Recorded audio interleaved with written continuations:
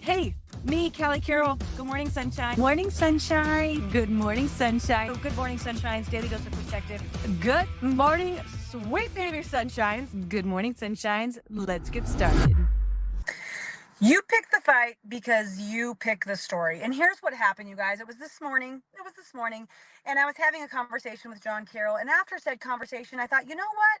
I'm going to do a daily dose of perspective and talk to my friends about this because there is so much reality in what I'm about to share. It's wild. And the reality of it is that it's shaping your life, your friendships, your marriage, your show up, your joy.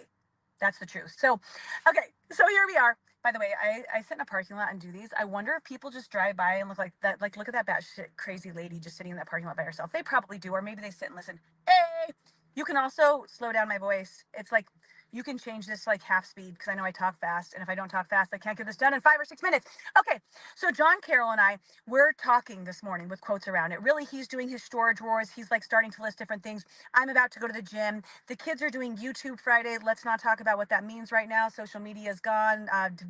Social media. I mean, like all devices are gone. So we do this one special thing once a week. Anyways, I'm like, hey, honey, as I leave, don't forget that you need to set a timer for 10 minutes and then the kids are going to switch who gets to pick the show that they're going to watch. And he just doesn't say anything. He's just staring at his computer, just staring at it.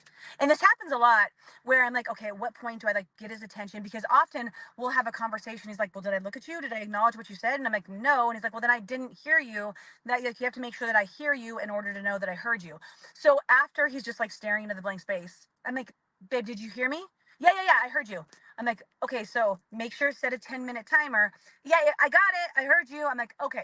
So that's it. That's the whole moment, right? But I walk away, I step away and walk around the corner from this moment. And my brain starts to think about this interaction and how in this moment, I get to choose whether or not I want to pick a fight or if I want to move on with my day.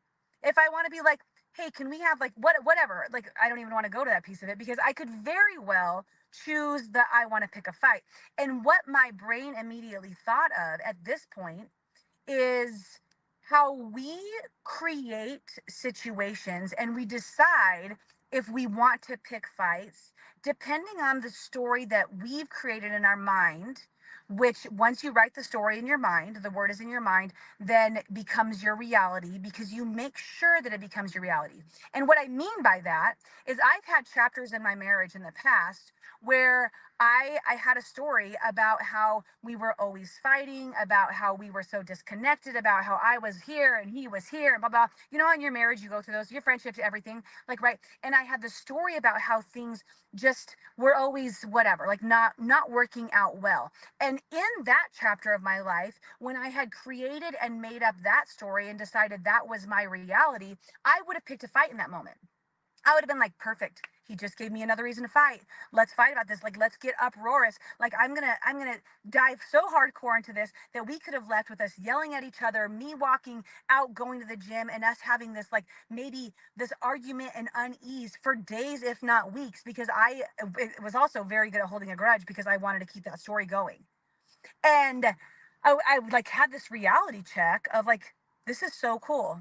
Like I know that was just a little moment, but I could have made it a very big moment. And I acknowledged to myself, like, that's not my story. That's not the story that I choose.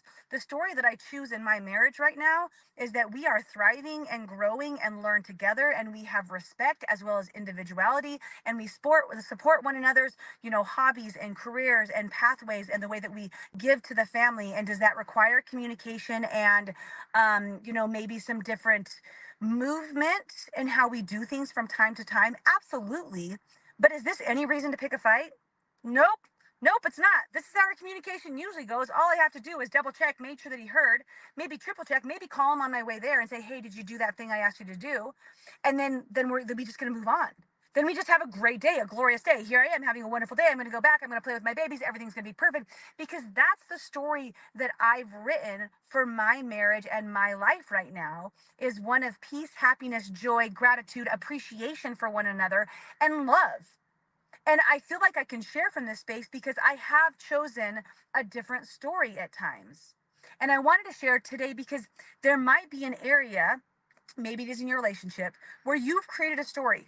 They don't pay enough attention to you. They always forget things. They, it's they, that's where like you really point this finger about how it's not going to work out with you guys, or how if it does, it's just going to be like, we just have a mediocre or marriage, or we're just roommates living together, or whatever that is. And the more that you say that story and you embrace that story, you will make sure that that is the chapter you are in. You will write that story, because you will decide to pick every single fight you can. You will decide to pick apart every single thing that you can to make sure that you're right, because we always want to be right. And you get to be right if you keep showing up in a way that supports your story. So my question is, what's your story? What story are you choosing right now? If you're in a relationship that seems like pretty broken and like just challenging, maybe you want to come together and say, hey, I'm ready to write a new story. This isn't the story that I want for our friendship. This isn't the story I want for our parent-daughter relationship. This isn't the story I want for our marriage. This isn't the story that I want for my relationship with my mom, with my dad, whatever it is. I want to write a new story, and here's how I want to show up. And when you do, you'll start to notice the good, and you'll start to let go of the things that aren't exactly as you wanted to become. So watch your story, mind your words up here, because whatever you're saying up here is going to fabricate in the world in front of you. That's all I have today, you guys. Perspective reveals miracles. Don't forget it. I am Callie Carroll, and we'll talk to you soon. Love you. Bye. Thanks for joining, and don't forget to subscribe and, of course, share with your friends.